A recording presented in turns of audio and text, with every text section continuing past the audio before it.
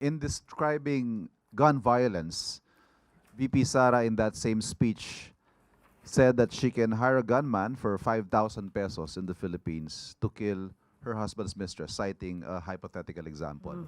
Your reaction to this, and how would the palace characterize gun violence in the Philippines? Ang Pangulo po at ang administrasyon na ito ay kumakalaban po sa mga criminal acts, sa mga ginagawang krimen. Kung siya naman po pala ay mayroon ng kinalaman patungkol dito, hindi po ba dapat siya ay tumulong para ito ay mabawasan? Or at least maibigay niya ang datos patungkol dito.